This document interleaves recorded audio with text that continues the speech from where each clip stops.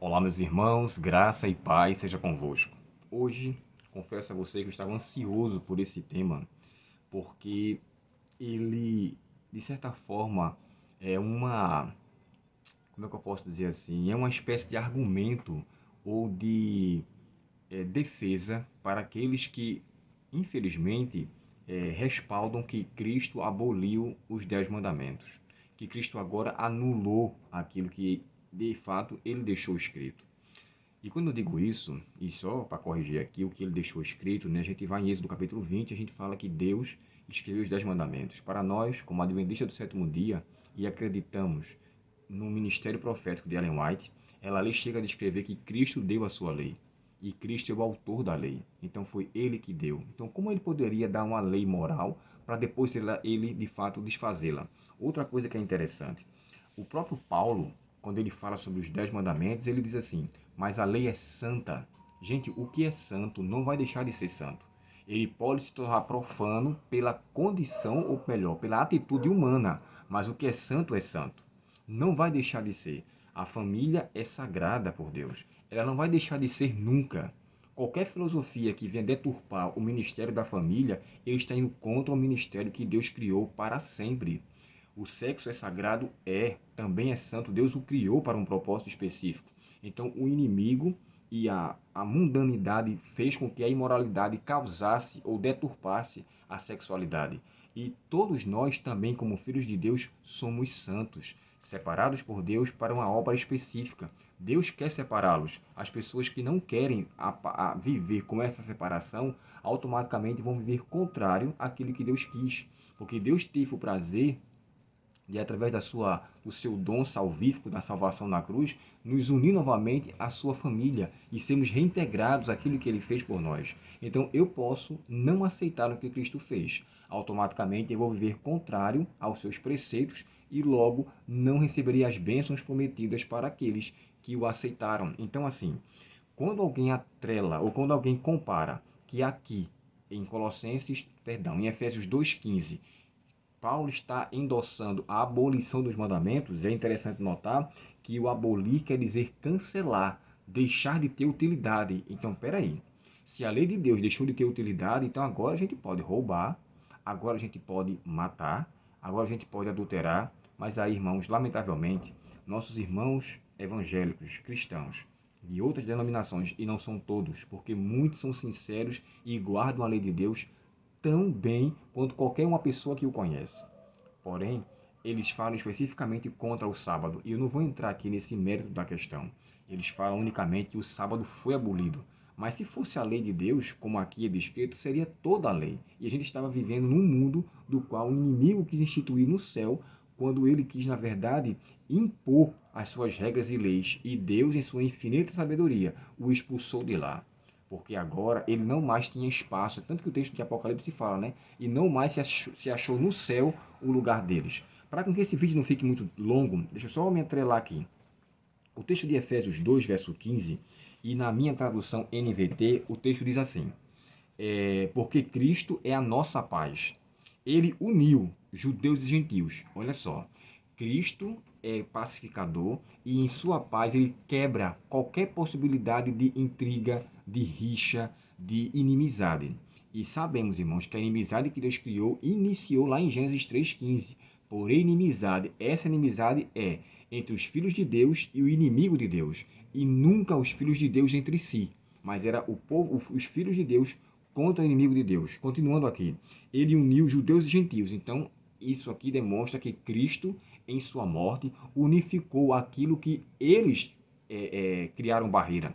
E é interessante, quando ele fala assim, ó, e derrubou o muro da inimizade. Só para a gente ter uma ideia, esse muro da inimizade, irmãos, ele tem duas aplicações. Ele é um muro literal, e Paulo mencionava esse muro literal, e também um muro espiritual. E que muro literal ou parede literal era essa?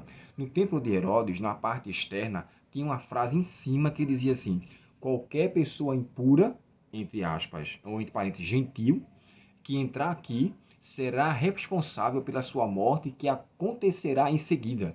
Então, assim, se um gentil quisesse adorar a Deus num templo, ele não tinha condições.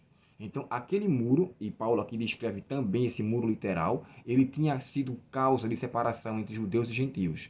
E não, no sentido espiritual, da mesma forma, os gentios não poderiam participar da adoração a Deus em qualquer outro tipo de situação se ele não se tornasse judaizante ou cristão nesse aspecto. Na verdade, nem cristão, mas, perdão, se tornasse judaizante. Então, ele primeiro teria que se tornar judeu, e para se tornar judeu tinha que ser circuncidado, e aí então poderia fazer parte.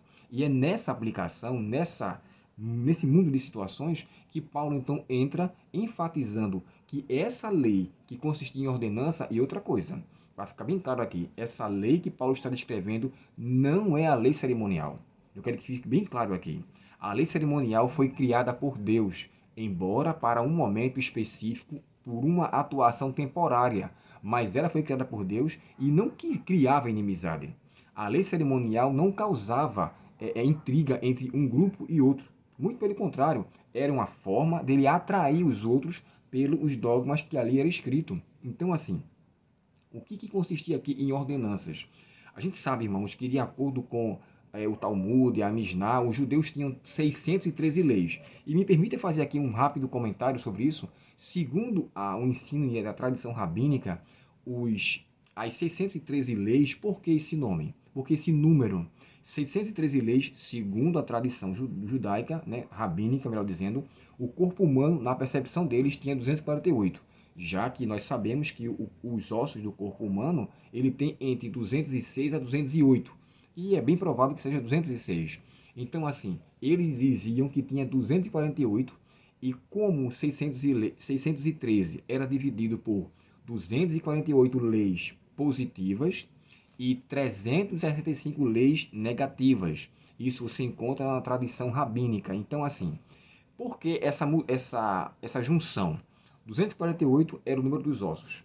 Então, segundo eles, cada osso deveria obedecer cada dia do ano, já que 365 era o número correspondente que compunha um ano. Então, 613 leis era o suficiente para que se guardasse toda a lei. E dentre elas, eu confesso a vocês que eu não pesquisei, tinha algumas sobre o sábado, e era bem extensa. Essas não eram pequenas. Era cerca de 200 e poucas leis em relação ao sábado. Eu tenho que dar uma olhadinha com precisão, se alguém tiver informação, puder colocar aqui, vai ser bem importante. O que eu quero deixar claro aqui é que essas leis que eles tinham como tradição sua, essas leis separavam. Essa era uma lei que de fato consistia em ordenanças humanas, e foi essa lei que Paulo aqui refutava. Em outras palavras, a interpretação errônea da lei fazia com que os judeus se separavam, ou melhor, os gentios se separavam dos judeus. Lembre-se que Jesus chegou a falar outras vezes: vocês são guias cegos, vocês não conseguem viver o que vocês ensinam e ainda por cima isentam outros de entrar aqui também. Então, assim, esse muro de separação foi o que o povo criou, e quando Paulo aqui descreve, ele veio para quebrar, para destruir. Em Cristo, todos os povos são um. E isso a gente deve levar em consideração. A importância que ele veio fazer isso de forma pacífica, porque Cristo é a paz. Lembre-se da sua palavra, quando ele chega a descrever, entre vários nomes que é dado a Cristo, Isaías fala, príncipe da paz, aquele que deu a paz. Então, aqui eu entendo praticamente que a lei de Deus não foi abolida, que os princípios que aqui são relatados não devem ser comparados com a lei de Deus, mas eram ordenanças instituídas pelos seres humanos, que eles tinham uma má interpretação, inclusive até o autor da lei, o autor da lição, ele menciona sobre isso. Aqui ele diz assim,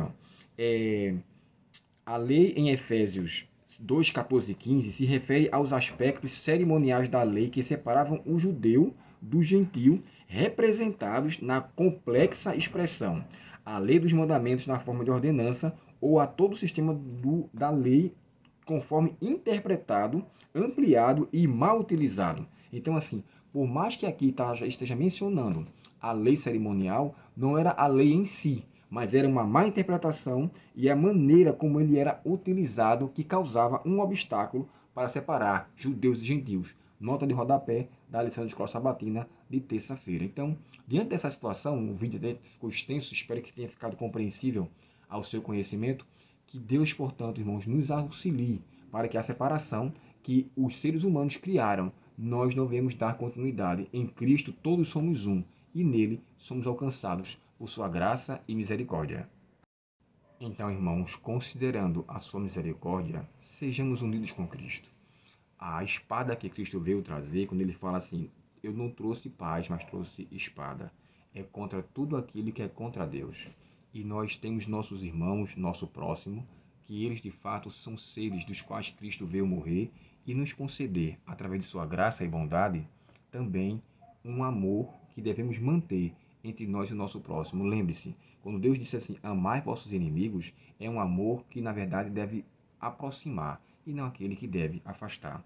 Considerando então como convertidos que somos, derrubamos a parede de separação, mas não quebremos a lei de Deus. Não viemos a transgredir um princípio moral que ele tem valor eterno. O texto sagrado no livro de Salmos fala assim, a tua lei permanece para sempre no céu.